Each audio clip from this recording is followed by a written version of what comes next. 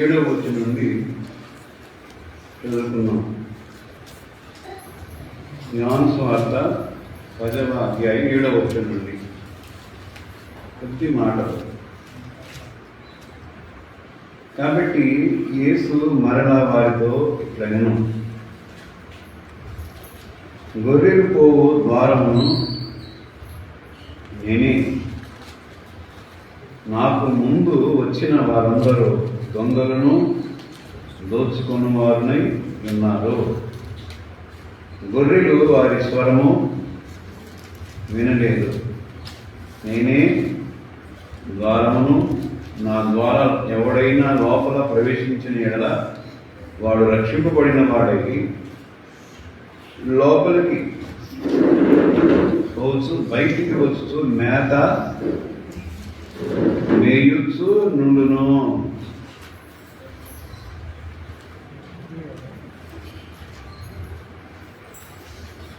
ఇది మనం ఎరిగినటువంటి అధ్యాయమే. ఆ వాక్యం, ఇందులో ఉన్న వాక్యం ప్రభు అయినటువంటి యేసుక్రీస్తు వారు ఇక్కడ మనం చదువుకున్నటువంటి వాక్యంలో ఎందుకు చెప్తున్నాడు అని మనం చూసినప్పుడు ఇందులో అనేకమైన విషయాలు మనకు పొందుపరుచున్నాడు.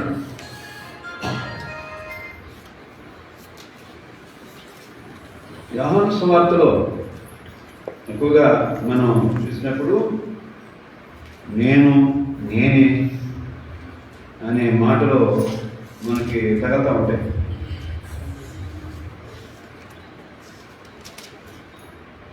ఇంకెవరు కూడా అలాగే చెప్పలేదు.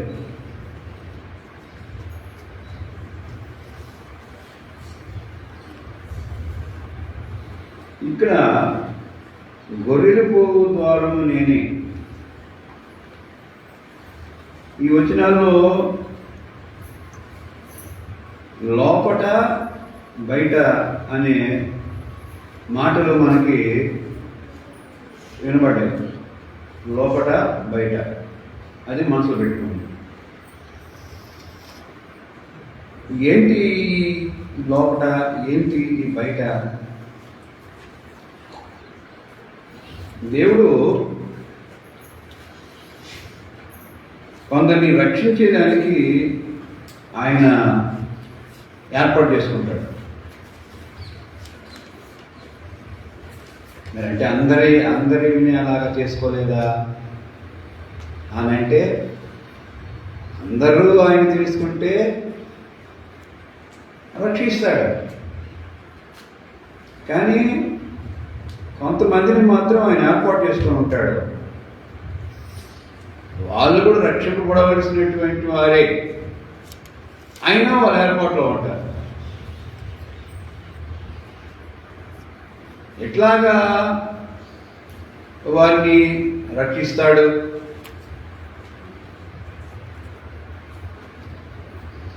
ఈ లోపలికి రావటం ఏంటి, ఈ బయట ఉండడం ఏంటి, ఈ వెలుపలకు వెళ్ళడం ఏంటి? యెరూషలేము యొక్క ప్రాకారానికి, పట్టణానికి వెళ్ళడానికి అనేకమైన ద్వారాలు. ఇప్పుడు మనకి ఇక్కడ ఒక ద్వారం, అక్కడ ఒక ద్వారం, ఆ బయట గ్రిల్స్ పెట్టిన కాడ నుంచి ఒక ద్వారము, ఒక ద్వారం ఉంటుంది. ఇలాగా ద్వారమున కాకుండా వేరొక విధంగా, అంటే గుమ్మము గుండా లోపలికి ప్రవేశించుట. ఆ గుమ్మము ఎవరు అంటే ఆయన అని చెప్తున్నాడు వాక్యంలో. తప్ప ఎవడు లోపలికి రాలేడు. ఆ ద్వారము నేనే అయి ఉన్నాను. ఒక వ్యక్తి లోకంలో ప్రభు యేసుని విశ్వాసం ఉంచకుండా ఉంటే సంఘంలోనికి రాలేడు. అట పరలోక రాజ్యంలోనికి పోలేడు. అది ఆ గేటు. అందుకొరకు ఆ యొక్క కాపరి తన ప్రాణాన్ని వదులుకున్నాడు నీ కొరకు.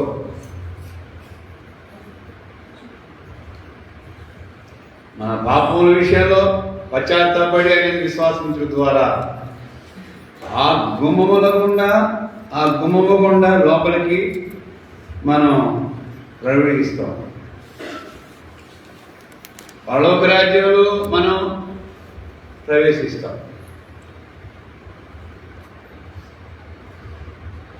నేనే మార్గమును సత్యమును జీవమునై ఉన్నాను, నా ద్వారానే తప్ప ఎవరు కూడా ఏ విధంగా నేను సరే లోకంలో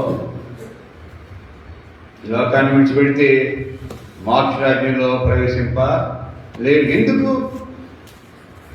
అతనిలో పాపము ఉన్నది కాబట్టి. దేవుడు అందరికీ రక్షకుడే, అందరు రక్షించాలనేటువంటి ఆలోచనే. అయితే ఆయన విశ్వసించకుండా ఉన్నట్లయితే లోకంలో ఎంతకాలం ఇక్కడ లోపలికి రాలేడు, అక్కడ ఆ లోపలికి పోలేడు. అది నేనే ద్వారము అంటే, గుమ్మము అంటే. ఇప్పుడు లోపలికి వచ్చే విధానం ఎట్లా మనం చూసినప్పుడు ఒక వచనం చూడండి. రోమీయులకు రాసిన పత్రిక 6వ అధ్యాయం 3వ వచనం చూడండి.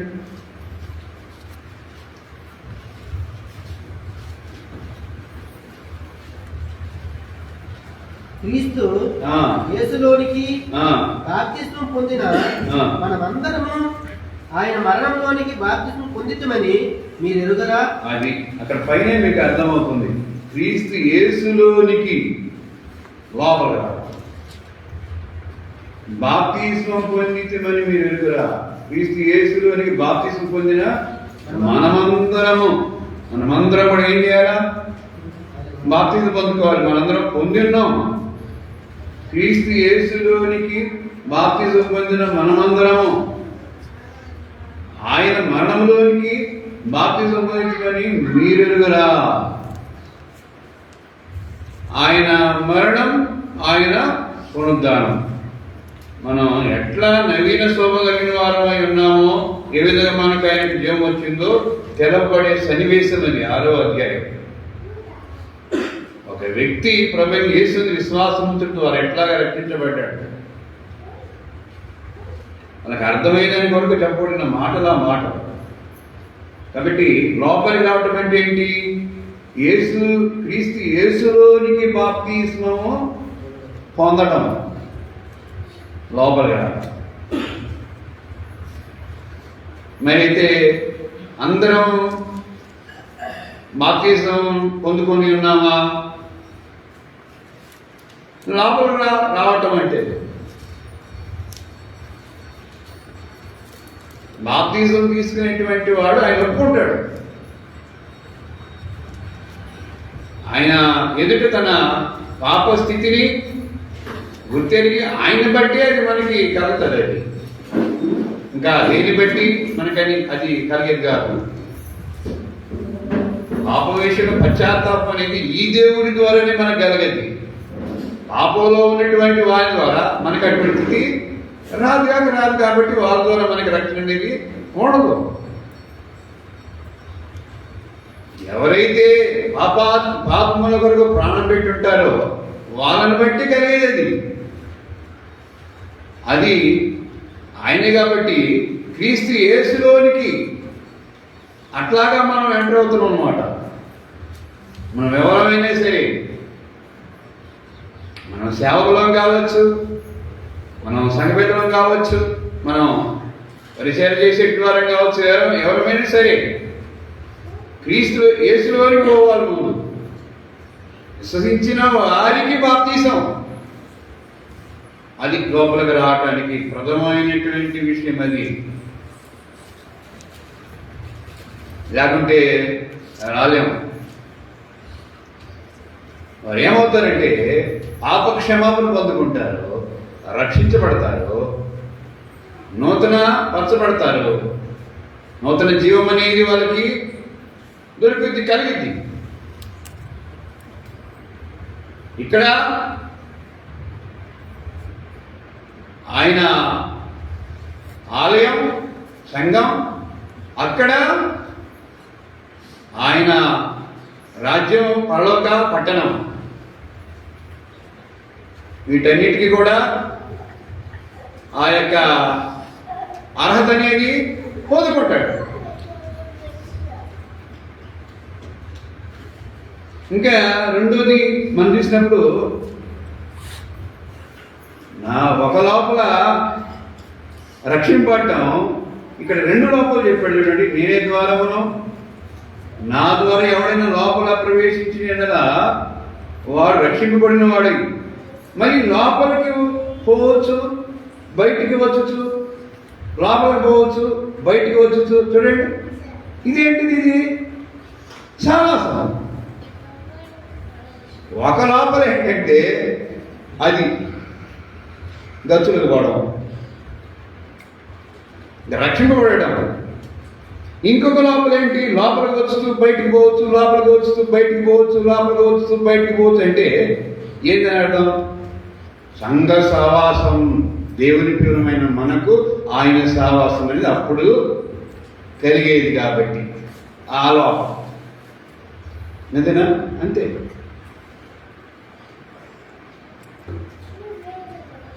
అపోస్తల కార్యములు 2వ అధ్యాయం 42వ వచనంలో ఏముంది? వీరు అపోస్తలుల బోధ యందును, సహవాసముందును, రొట్టె విచ్చుట యందును, ప్రార్థన చేయుట యందును ఎడతెగక ఉండడం. కష్టమైనప్పుడు పిలిచి ప్రార్థన చేయించుకుంటే బాగుంటుందో, లేదంటే ప్రార్థన పెట్టుకుంటే బాగుంటుందో, కదా ఇష్టమైనప్పుడు ఏది లేకుండా ఉండటం కాదు, ఎడతెగక ఉండుట, ఎడతెగి ఉండి. అపోస్తల బోధ నెంబర్ 1. దేవుని వాక్యంలో మనం చూసినప్పుడు అనేకమైనటువంటి బోధలు ఉన్నాయి. వాక్యంలోనే ఉన్నాయి. ప్రకటన గ్రంథంలో యెజబెలు యొక్క బోధ. యెజబెలు బోధ ఏంటి? ఆ విగ్రహాలుగా అర్పించిన దగ్గర కూడా తినచ్చు అనేది. విగ్రహం కల్పించినవి తినొచ్చు, ఇంకేమైనా కూడా చేయొచ్చు. అదేంటిది? అది యెజబెలు బోధ. ఇప్పుడు రక్షింపడినటువంటి వాడు యేసు రక్తంలో పవిత్రపరచబడ్డాడు. ఇక్కడ జీవించేది నేను, జీవించబడడం నేను కాదు. నా కొరకు ప్రాణం పెట్టి రక్షించిన యేసుక్రీస్తు కొరకే. నాకు సావైతే లాభము. ఎందుకనంటే ఆయన దగ్గరికి వెళ్ళిపోతాను. నేను బ్రతికి ఉంటే నేనేం చేస్తాను? అనేక రక్షణ విషయంలో ప్రయాసపడవలసి ఉంది. ఈ రెండింటిని బట్టి నేను ఎన్ని తెప్పించుకుని పోతే ఈ పరిచర్యలో నేను ఉండలేను, ఇరుకుని పడి ఉన్నాను అనే భావంతో ఆయన మాట్లాడిన మాట. యెజబెలు బోధ విగ్రహం కల్పించిన తినొచ్చు, ఆ బలులు చేయొచ్చు, అవి కూడా చేయొచ్చు, అవి కూడా తినొచ్చు. ఇది విగ్రహములకు బలిచ్చిన వాటిని తినమని చెప్తూ ఉన్నది కదా. అంటే యెజబెలు బోధ అంటే ఆనాడు యెజబెలులోనే రాణి ఉంది ఇశ్రాయేల్లో. ఆమె ఏం చేసింది తెలుసా? విగ్రహారాధికులు అయినటువంటి ప్రాప్తలను సంరక్షణ చేసింది. 850 మంది దాకా ఉన్నారు. అలాంటి సమయంలోనే ఏలియా వచ్చాడు. ఆయన వారికి లోకంలో రాష్ట్రం కలిగి బ్రతికినటువంటి వారిగా వాక్యంలో మనం చూస్తూ ఉంటామన్నాం. దేవుని సేవకుల్ని కనబడితే బ్రతికించేది కాదు, భయంకరమైనటువంటి విగ్రహారాధికురాలు ఆమె. కుటుంబంలో వచ్చి రాజకుమార్తె.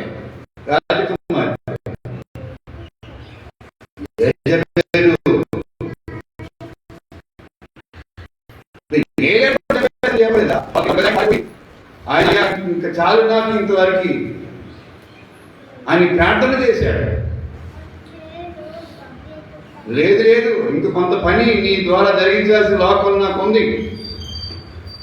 ఆయన ఈ లోకానికి వెళ్ళకమునుపు ఏ విధంగా ఎవరు ఏ సేవ చేయాలనేది ఆయన ద్వారా దేవుడు తెలియపరిచాడు, వారికి అభిషేకాన్ని కలిగించాడు. ఆయన తదనంతరం ఈ లోకంలో పరిచర్య జరిగించడం కొరకు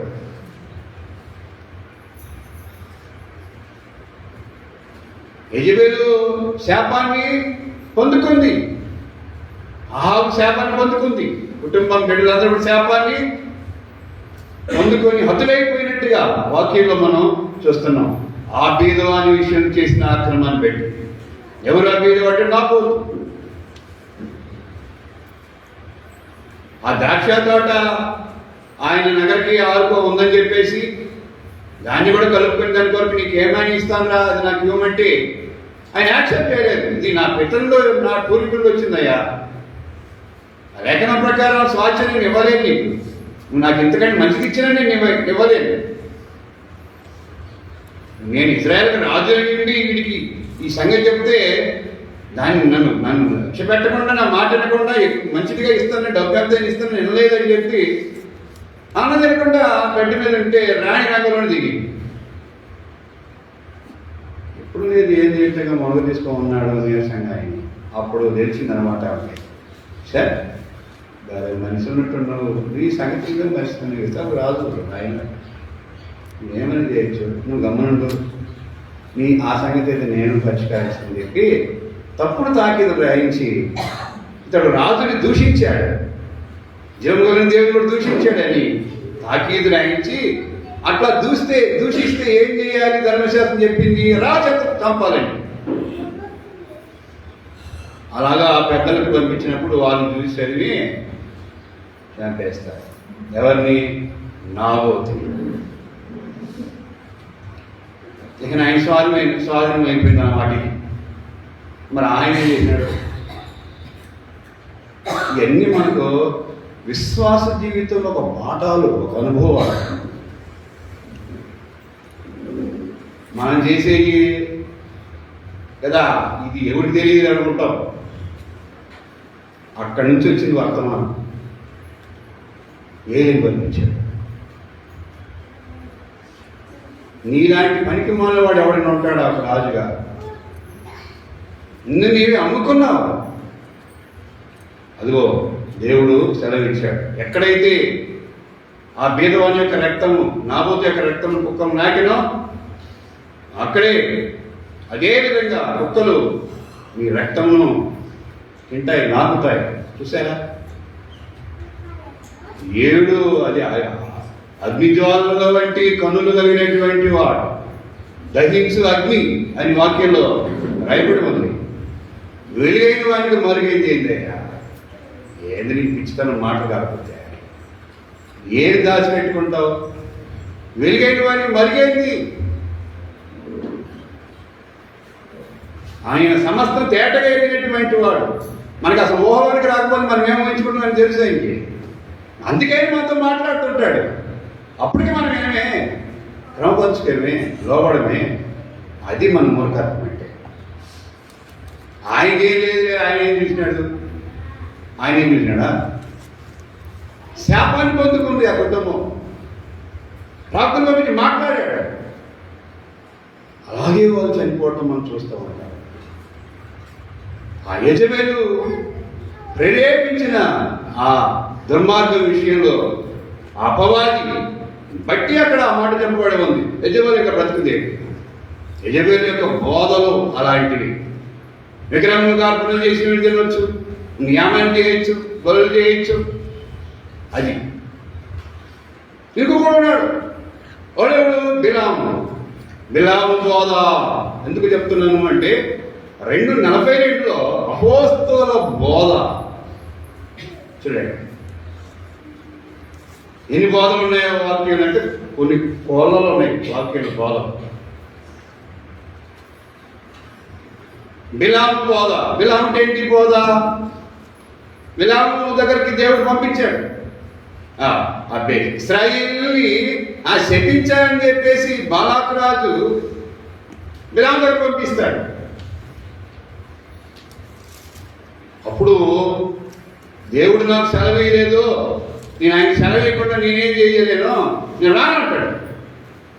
తర్వాత చాలా ధనికులు గొప్పవాళ్ళు, ఇక చీఫ్ మినిస్టర్ అనుకోండి, మంత్రి పదవులు ఉన్న వాళ్ళు అనుకోండి, రథాలతో గుర్రాలతో వచ్చి దుమ్ము కూడిపోయారు. అప్పుడు కూడా రావాలి లోబడిపోయారు. ఎందుకు? ఈ ఆధిక్యతకి, బహుమానాలకి, ఈ గంటలకు ఇదొక బ్యాచ్. ఆయనే కాయలు పట్టుకొని కాళ్ళు కడుతుంటండి మన శిఖరాలు. ఏంటి ఈ రోషాలు, బహుశా దేవుడి కొరకు, దేని కొరకు ఏం చదివించుకుంటారు దాని ద్వారా చెప్పండి. ఈ ధనం, ఈ ఆధిక్యతలు, ఈ ఇదేంటి ఫస్ట్ చెప్పేవా నాన్న ఉండట్లే. దేవుడు అతనికి సెలవే లేదు కదా, నువ్వు పోయాలి సేవ. అందులోకి ఆశ్రయించబడి చేయించే ఎదురు మనిషి బాగుంటే బాగోలేదు, ఏముంది ఆశించలోని సేవించదని పోవటం ఏంటి నువ్వు ప్రాప్త తెలీదా? అక్కడ పోయిన తర్వాత కదా ఆ గాడికి ఆ వాహనం భరించి అంతకాలం సేవ చేసి గాడికి కనిపించాడు దేవుడు. వీడికి కుదిరేది కాబట్టి, ఎందుకంటే చెప్పినప్పుడు ముందు పోతున్నాడే ఈ గడ్డ చెప్పాలి వీడికి. అందుకు కొన్నిసార్లు జంతువుల కోసం కూడా వాడుకున్నాడు. అది మన కొరకే, వాటి పాఠం కాదు. అది కత్తి పట్టుకో ఉంటే తావుల ముందుకు నిలబడిపోయాడు, అంతే నిలబడిపోయాడు ఆ గాడి. దాన్ని బాగుతున్నాడు పట్టుకొని ఖడ్గమని చెప్పి నరికావతల పడేసి నేను. దేవుడు దానికి నోరించాడు. చూడండి ఏమైనా చేయగలరు. అప్పుడు ఆ ప్రవక్త ఎరుతనాన్ని దానికి నోరించి మాట్లాడిన తర్వాత అప్పుడు అర్థమైంది. ఇదే మాట్లాడు, ఇది గాడిదే ఉదయం గాడిది, నన్ను సేవించి గాడిదే. ఈ రోజు ఎట్లా చేస్తుంది అంటే అదిగో కత్తి పట్టుకొని ఒక తోత త్రోవలో నిలబడ్డాడు, ముందుకు వేస్తే చంపేదానికి. అది లేకపోతే అప్పుడే చచ్చిపోయేవాడు. అని వదిలే పెట్టాడు. అప్పుడు మళ్ళీ మాట్లాడాడు, ఓ నేను చెప్పినట్టుగా చెయ్యి అంటే పోతున్నాను ముందుకి అని చెప్పి, నేనేం చెప్పానయ్యా, నన్ను ఇంత దూరం తీసుకొచ్చారు కదా, ఆయన సెలవీలేదు నేను శపించలేదు అంటే వాళ్ళు బాగుండాలని వాళ్ళు నాశనమే పోవాలా అని ఈ రాజు ఈ పెర్మనెన్స్ తీసుకుంటే నువ్వేం చెప్తావు, జరగద్దాటగా ఎట్ట ప్రారంభిస్తాడు, జరగద్దాటగా అని చెప్పి తీసుకుపోయాడు అనమాట. ఆయన సెలవే లేదు, నేనేం చెప్పాలి, ఆయన ఆశ్రయించమని సెలవే లేదు, చెప్పించమని ఆయన అని చెప్పి ఆయన చెప్పించాడు. గుర్తుపెట్టుకోండి, దేవుడు ఆశ్రయించిన ప్రజలు ఇశ్రాయేలు, దేవుడు ఆశ్రయించిన ప్రజలు సంఘం. నీవు ఆయనలో చక్కగా ఉంటే నేను ఎవడేం చేయలేడు. భూలోకం ఎవరిని చూసి తలకిందైనట్టుంది వాక్యంలో. ఎవరినన్ను చూసి తలకిందైందని చెప్పుకున్నారా? భూలోకమే. ఇద్ది లేని పామర్లండి వల్ల వాళ్ళు చూసి వీళ్ళు ఏసుతో కూడా ఉన్నవారు, వాళ్ళు చెప్పిన మాట అది.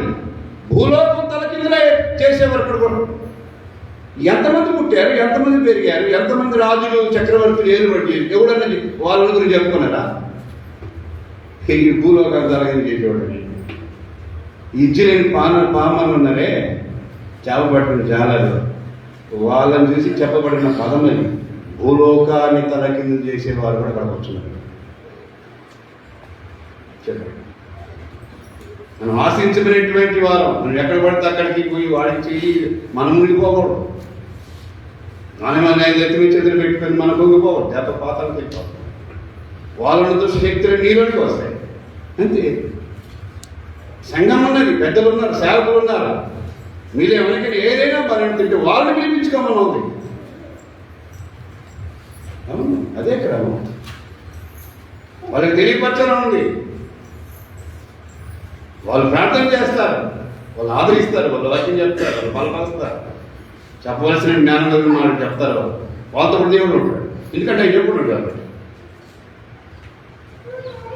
ఆయన ఏం చేశాడంటే వాళ్ళని శపించలేదు, ఆశ్రయించాడు. కానీ ఒక ఒక ఐడియా చెప్పాడంట ఆ రాజుకి, బాలాకు రాజుకి. ఇట్ట కాదు, వీళ్ళు దేవుని కానీ కోపాన్ని పుట్టిస్తే వీళ్ళంతటి వీళ్ళు ఆ కోపాన్ని బట్టి వీళ్ళు ఆయన చేత శాపగ్రస్తులు అవుతారు అని చెప్పాడంట. ఎట్టంటే మంచి ఫంక్షన్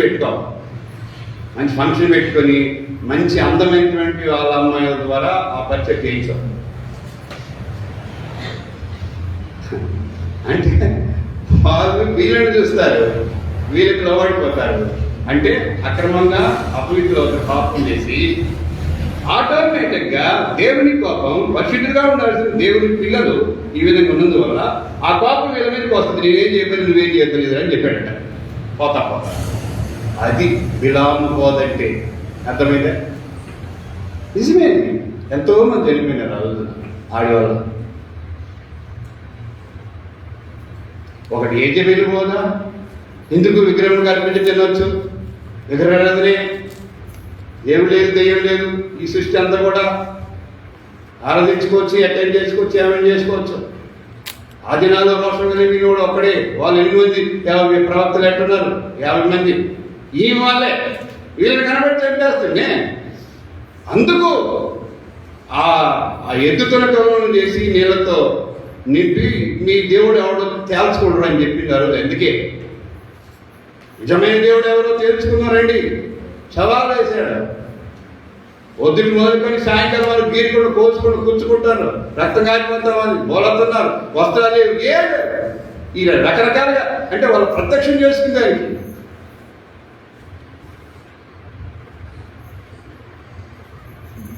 కానీ ప్రత్యక్షం కాలేదు. అంతే భయపడి పాడైపోయిన బలిపెట్టాన్ని శుభ్రం చేశాడు, చక్క చేసి కట్టెలు పెంచుకొని ఆ కణకలన్నీ 19 వేరు చేసి చక్కగా నీళ్ళు పోసి నింపేశాడు. అంత ఏవో నామమున ప్రార్థన చేయ వచ్చేసింది పర్లోకించండి, బొగ్గి అయిపోయిందంట. అప్పుడు ఏం వదులుతాడు, అప్పుడు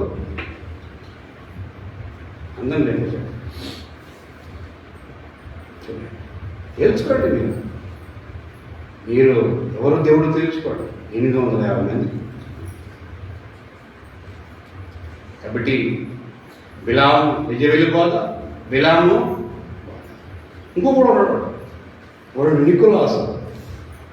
నికోలాయితుల బోధ క్రియలు అని ఉంటుంది వాక్యంలో. వాడు ఏంటి అంటే, ధర్మశాస్త్రం చెప్పదు కదా వయసులో చేయాలనే, బాప్తిని తీసుకోండి, సున్నత కూడా పోసేసుకోండి మీరు కూడా.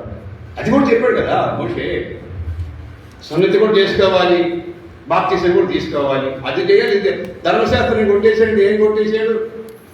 అది అన్నమాట. అది పాత నిబంధనలో సున్నతి, అబ్రహాము సున్నతి, ఇస్సాకు సున్నతి చూసారా.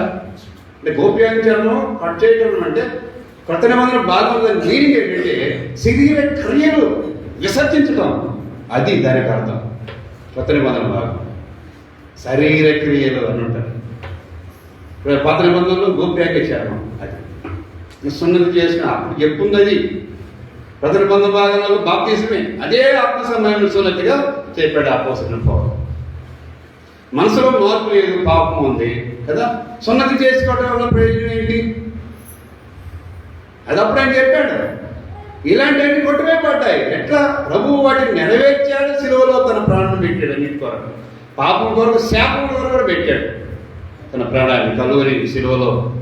అందుకు ఎన్ని ఎగిరిపోయాయి. ఇది పెద్ద వివాదం అయిపోయింది. యెరూషలేములో ఉన్న పెద్ద దగ్గరికి వచ్చాడు. ఇదేంటి వీళ్ళు ఎటు చెప్తున్నారు, మీరు ఎటు చెప్తున్నారు అని చెప్పేసి అప్పుడు వాళ్ళు కూడా చెప్పారు, అయ్యా కొన్ని బాధితులు మాత్రం గొంతు బిస్కి తింటున్న వాడిని తినకూడదు, రక్తమును తినకూడదు కదా, విగ్రహాలకి దూరంగా ఉండండి, అపవిత్రులు కాకుండా ఉండండి, విశ్వనీతికి అనేది అవసరం లేదు. అప్పుడు చెప్పారు వాళ్ళు. ఇదే మోదలు ఏంటి? నికోలాస్ ఒకటి యజబెలు బోధ విన్నారా, బిలాము బోధ విన్నారా, నికోలాస్ అంటే ఈ కోప చెంది అనమాట. ఇవన్నీ వాక్యాలు ఉన్నాయండి. మనం తలుచుకునే ఏదో చెప్పే కాదు. ఎందుకంటే ఆత్మ సంబంధం మన పాటల వరకు ఆయన చెప్తూ ఉన్నాడు. ఇప్పుడు ఇక్కడ సంఘం, ఇక్కడ పరిస్థితులు ఈ సహవాసము అనేది మనకు తెలుస్తుంది. ఇప్పుడు బయట నుండి వచ్చే వాళ్ళకి ఈ వాతావరణం ఎక్కడ తెలుస్తుంది? మనం అనుకున్నాం, తెలీదు. వాళ్ళు వచ్చినప్పుడు ఆ పరిస్థితులు ఆ యొక్క విధానాలు చెప్తారా? మనతో ఏకీపించి కలిసిపోయి చెప్తారా? అప్పుడు ఏమొస్తుంది? డాక్టర్లో తేడా వస్తుంది, వ్యాఖ్యానంలో తేడా వస్తుంది. ఇదేంటి వాళ్ళు అంటుంది కదా, మళ్ళీ చెప్తుంది కదా అంట. అదే అపోస్తలుల బోధ అంటే.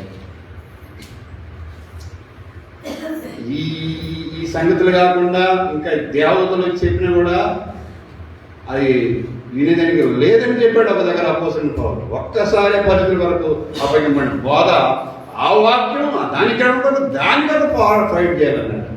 ఎందుకంటే ఇలాంటివి వస్తున్నాయి కాబట్టి ఇక్కడ పరిస్థితులు, ఇక్కడ ప్రజలు, ఇక్కడ సేవ విషయాలు, ఇక్కడ వాతావరణం, ఇక్కడ సేవకుల విషయాలు అది మీకే తెలుస్తాయి. కానీ ఒక వ్యక్తి అక్కడ సంఘ పరిస్థితులు వేరు, ఇక్కడ సంఘ పరిస్థితులు వేరు, ఈ గ్రామ పరిస్థితి ప్రాంతాల్లోనే పరిస్థితులు వేరు. వాళ్ళ దగ్గర ఒక పరిస్థితి ఉంటుంది, వాడికి వస్తే లోపల రానీయుడు, అవతల వచ్చిన వాడికి అక్కడికి పోతాడు, వాడు తెలుసా? తెలియదు. అక్కడ ఏమొస్తుంది? అక్కడ సమస్య వస్తుంది. అవునా? అది అక్కడ వచ్చే పరిస్థితి వేరే, అది వేరే. కొన్ని దగ్గరలో సంఘాలు సేవకులు ఉండరు, ఆ ఎన్నికలు వేరే, ఆ పరిస్థితి వేరే. ఇక్కడికి దానికి ఏం పోలిక? అది ఎట్ట జరుగుతుందట? ఇంకా ఇలాగ ఎన్నో ఉంటాయి. డాక్టర్ని విషయంలో వాక్యం క్రమం, మన ఎంతకు వచ్చినటువంటి వాళ్ళు వాక్యం చెప్పంటే దాన్ని ఆలోచిస్తారు, నిన్నే ఫాలో అవ్వడం, వాక్యాన్ని ఫాలో అవ్వడం అది అక్రమం, క్రమం కాదు. అంటే దారి తప్పించిన అంటే నువ్వే అవుతావు.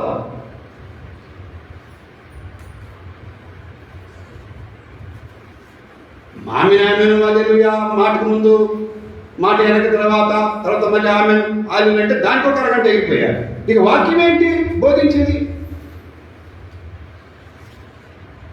ప్రార్థన చేయమనంటే వాక్యం చెప్తా, ప్రార్థన చేస్తుంటే క్రమం ఏది? వెనక వ్యక్తి ఉంటే అతనికి అవకాశం ఇవ్వాల్సిన అవసరం ఉంటుంది. ఫాలో అవ్వాల్సింది ఏంటంటే ప్రధాని, లీడర్, నడిపించేవాడు. అవన్నీ అతని లిస్టులో ఉంటాయి. ఇతనికి ఎంత సమయం ఇవ్వాలి, అతనికి ఎంత సమయం ఇవ్వాలి, ఇతడు పాటు పడాలి, ఇతడు వాక్యం చెప్పాలి. నీకు ఇచ్చిన సమయం ఏంటంటే విట్నెస్ చెప్పమని, దాని గురించి అవగాహన ఉండాలి. నేను పాట పాడి నేను వాక్యం చెప్పి 2 మాటలు నేను మన సాక్ష్యం చెప్పి మళ్ళీ నేను ఇంకా ప్రార్థన చేస్తానంటే ఇవి పక్కన ఉన్నాడే కావాలి. సంఘ సేవ సంబంధమైన క్రమాలు అవుటర్స్కి చాలా మంది తెలియదు. అర్థమవుతుందా? ఇలాగ డాక్టరీలో తేడాలు తెచ్చిపెట్టేవాళ్ళు మొత్తం. ఎందుకు? అదా ఈ పరిస్థితుల వల్ల. ఆ సంఘం వేరే, దాని ఇన్కమ్ వేరే, దాని పరిస్థితి వేరే. దీనికి దానికి ఏ సంబంధం లేదు. కానీ అవతల మాట మనం ఎందుకు తీసుకోవాలి? మన సంఘం వేరే, మన పరిస్థితి వేరే, మన విధానం వేరే కదా. కానీ అక్రమమైన వాక్యం ఇబ్బందిగా ఉంటే అది వేరే మ్యాటర్. ఇది వాక్యానుసారం కాదు అని అలాగే చెప్పవచ్చు, తప్పున్నా. కానీ అది కాదు. ఇట్లాగా తేడా వచ్చే అవకాశం ఉంటుంది. బైబిల్లో ఉన్నాయంటే ఇంకా కపటముగా బోధించేవాళ్ళు, వక్రీకరించి బోధించేవాళ్ళు, స్వార్థంతో ఇవన్నీ కూడా వాక్యం. ఏం చెప్పాను? వాక్యంలో అలా ఉంటుంది. బోధన విధానంలో పరిశుద్ధాత్మ ద్వారా క్రమం పెట్టి బోధన చేస్తే ప్రేమతో అవతల వ్యక్తుల కార్యాన్ని దేవుడు జరిగిస్తాడు. ఎందుకంటే నిస్వార్థమైనటువంటి పరిచయం. దేవుడే కేవలం కనపరచబడాలి. దేవుడు వాక్యాన్ని ప్రజలు లోపడాలి, మిగిలిన నుంచి అపవాది కలిగించే. కాబట్టి వీరు అపోస్తలుల బోధ యందును, సహవాసమును, రొట్టె విరుచుట యందును, ప్రార్థన చేయడం యందును ఎడతెగక ఉండేది. ఒక లోపల ఏంటంటే పాపం విషయంలో మార్మనసు ఉంది, రక్షింపటం ఒక లోపల క్రీస్తు యేసులోనికి బాప్తిసం పొందిన మీరందరూ, మనం అందరం మొట్టమొదటి మన హృదయంలో ఆయన రక్షకునిగా అంగీకరించుతాము. తద్వారా సంఘంలోకి ఎంటర్ అవుతున్నాము. దేవుని రాజ్యానికి పట్టణానికి పోవాల్సిన ఎందుకు మన పాపం క్షమించబడ్డాయి.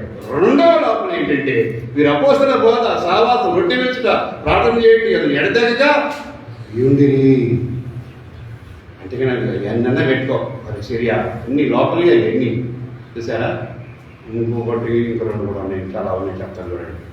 మూడో చెప్తాను చూడండి, లూకాసు వార్త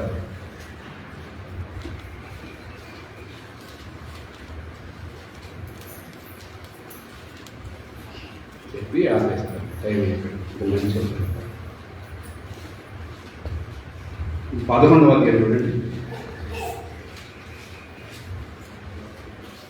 37 నుంచి చదువుతున్నాను. 11వ అధ్యాయం లూకాసు వార్త. ఆయన మాటలాడుచుండగా ఒక పరిసయ్యుడు తనతో కూడా భోజనం చేయమని ఆయనను పిలువగా ఆయన లోపలికి వెళ్ళి భోజన భక్తిని కూర్చుండాడు. ఆయన భోజనములకు ముందుగా స్నానం చేయలేదని ఆ పరిసయ్యుడు చూసి ఆశ్చర్యపడేది. ఎవరు ప్రభు యేసుక్రీస్తు స్నానం చేయగలడు, భోజనం కూర్చాడు. ఆయన నేను స్నానం చేయకుండా భోజనం కూర్చున్నాడని అనుకుంటున్నాడు. ఆయన స్నానం చేయకండి, ఆయన స్నానం ఇచ్చేవాడు. యేసు ప్రభు ఒక కొండ మీదకి పోయినప్పుడు 3 శిష్యులను రాజబడా ఆయన రూపాంతరము పొందాడు. రూపాంతరపు కొండ, ఈ కొండలు చాలా ఉన్నాయి. బోధించిన కొండ, శోధింపండి కొండ, రూపాంతర కొండ, ఇట్లా ఈ కొండలు. అక్కడ ఏం జరిగిందంటే రూపాంతరం చెందాడు యేసు ప్రభు. అక్కడ ఏం కనపడ్డది?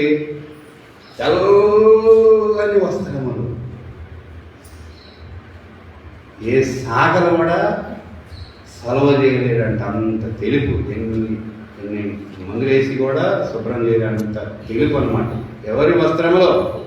యేసు ప్రభు యొక్క వస్త్రములు. రూపాంతరము చెందాడు. ఏదో జబ్బు పెట్టుకుని ఒదుక్కున్నాడు. పైగా పరలోకం మోషే ఏలియాలు జరగబోయిన సంగతుల గురించి మాట్లాడుకుంటున్నట్టుగా యెరూషలేములో జరగవలసిన యుగం అంటే శిలువ మరణం గురించి సంగతులు కాదు అని వాక్యంలో ఉంది. ఇక్కడేమో మూసి సమాధి కనబడలేదని మనం చెప్పమంటున్నాం. అది ఎక్కడ ఉంది ఇప్పటివరకు? గత వారం మీరు జ్ఞాపకం చేసేది. కానీ అక్కడేమో మూసే, ఇక్కడేమో వాళ్ళ దేశంలో బాలేదని చెప్తున్నాం మనం. అక్కడ ఉంది మూసే. చూసారా, అంత ఆశ్చర్యకరమైంది. దేవుని వాక్యం అనేది ఇక్కడ ముఖ్యమా అక్కడ ముఖ్యం. మీకు యేసు ప్రభు అనుకుంటుండే తాత్కాలు ఎక్కడ ఉండే బతికి ఆయన రాజ్యంలో ఆయనతో సదాకాలం ఉంది. ఆయన కోరుకుంటున్నాను. ఇక్కడ కింద చూడండి, అక్కడ వాక్యంలో ఆయన భోజనములకు ముందుగా స్నానం చేయలేదని ఈ పెద్ద మనుషులు ఆ పరిసయ్యుడు చూసి ఆశ్చర్యపడను. ఇప్పుడు ఆయన ఏం చేశాడు తెలుసా? అక్కడ చూడండి 35:19. అందుకు ప్రభువు ఇట్లా నేను పరిసయ్యులైన మీరు గిన్నెయు పల్లెమును వెలుపల శుద్ధి చేయదు, కానీ మీ అంతరంగము దోపుతోనూ చెడుతనంతోనూ నిండి ఉన్నది. అవివేకులారా, వెలుపలి భాగం చేసిన వాడు లోపలి భాగమును చేయలేదా? ఎంత అర్థం ఉంది చూడండి. ఇంట్లో ఆయన స్నానం చేయలేదని ఇల్లు తంటలు పడతా ఉన్నారు. శుభ్రంగా ఉండడం మంచిదే దేని స్థితిలో ఉన్నప్పటికీ కూడా. చాలా మంది కొన్ని గృహాలను చూసినప్పుడు చాలా శుభ్రంగా ఉంటాయి. మనసు చాలా ప్రశాంతంగా ఉంటుంది, ఉండాలనిపిస్తారు. చాలా శుభ్రంగా ఉంటుంది, ఏం లేకపోయినా కూడా. వస్త్రాలు కానీ, ఆ కుటుంబంలో కానీ, ఇంట్లో కానీ, ఆ క్రమం తీర్చుకోవటం కానీ చాలా శుభ్రంగా ఉంటుంది. ఇక్కడ ఆయన దేవుడికి శుభ్రమే, కానీ రూపాంతరం చెప్తేనే కళ్ళు ఎదిరిపోయాయి వాళ్ళ ముందు. ఈయన అనుకుంటున్నారు ఈయన ఎక్కడ శుభ్రం పొందాలో చెప్పాడు. లోపల చూసాడు, వాళ్ళ లోపల చూశాడు. చూసి చెప్తా ఉన్నాడు వాళ్ళకి అర్థమయ్యే విధంగా కదా. మీ యొక్క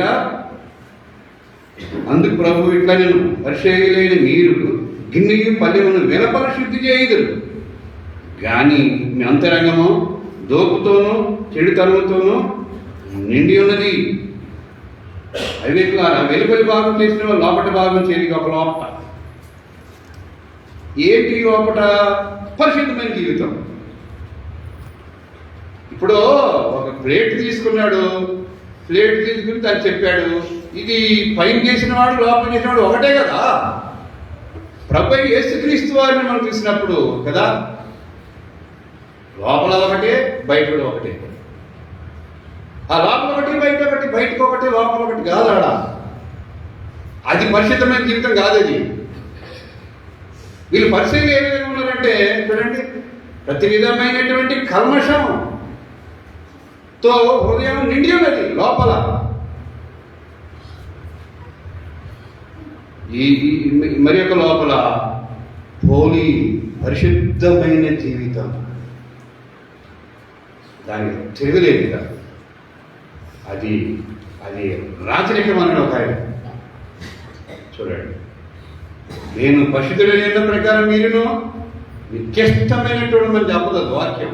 పరిశుద్ధులై ఉండండి, సకల ప్రవర్తన ఎందు పరిశుద్ధత. రాజరికం దేవుని పిల్లలు అంటే అది. ఇప్పుడు ఒక లోపల క్రీస్తునికి వెళ్ళి గతులు పోవడం కదా, ఒక లోపల ఫెలోషిప్, లోపలికి వస్తా బయటకు పోతా, లోపలికి వస్తా బయటకు పోతా. ఫెలోషిప్ అంటే మీరు అపోస్తల బోధ, సహవాసం, రొట్టె విరుచుట, ప్రార్థన చేయుట, పరిచయం చేయుట, ఆరాధించుట, ఎన్ని సహవాస ఫెలోషిప్. మరి ఎక్కడ లోపల ఏంటి? పరిశుద్ధమైన జీవితం. ఇక్కడ మనం చూసినప్పుడు ఈ ప్రేట్ చేసిన వాడు మొత్తం లోపల చేసింది బయట చేసింది ఆయనే. అయితే మీరు దేనికి ప్రార్థిస్తున్నారు? అదే అని చెప్పి వెలుపటికే కనబడడానికి ప్రారంభిస్తున్నారు. మరి లోపల చేసినవాడు కూడా ఆయన కదా. అంటే లోపల ఒకటి బయట ఒకటి. ప్రత్యక్ష గుడారంలో కొన్ని వస్తువులు లోపల బంగారంతో అలంకరించాలి, బయట కూడా బంగారంతో అలంకరించాలి. అట్లా ఉంటుంది. దేవుని పిల్లలు అంటే లోపల ఒకటి బయట ఒకటి కాదు. అక్కడ లోపల ఎలాగో బయట కూడా అలాగే, బయట ఎలాగో లోపల కూడా అలాగే. అంతే దేవుని పిల్లలు. దేవుడు అంటే ఆయన 33 సంవత్సరాలు జీవించిన ఆయన జీవితం అంతే. పరలోకంలో ఉన్న, భూమి మీద ఉన్న, మనిషిగా ఉన్న, శరీరానికి ఉన్న ఆయన అలాగే ఉన్నాడు. నా యందు పాపం ఉన్నదని మీరు ఎవడో చెప్పగలరు? చెప్పండి చూద్దాం. ఆయన మాటలో ఆయన తప్పు చెప్పకుంటాడని మాట్లాడింపసాగిరి అని ఉంది వాక్యంలో. ఎందుకంటే మాటలలో ఆయన పొరపాటు చెప్పలేడా, తప్పు చెప్పలేడా? చెప్పలేదండి. అవితుడు, నిర్దోషి, నిష్కల్మషిన వాడు, ప్రత్యేక పాపులు, ప్రత్యేక ఇటు ప్రధాన యాత్రలు మనం సరిపోయిన వాడు, మన రక్షణ కలుగుతాను ప్రాణాన్ని సర్వనర్పణగా అర్పించినటువంటి వాడు. కాబట్టి 3 లోపలు మనకి ఇప్పుడు జరిగాయి. తర్వాత బయట సంగతి చూద్దాం. దేవుడు మన కొరకై తన కొద్ది మట్టుకు జీవించి ఆశ్రయించింది కాక.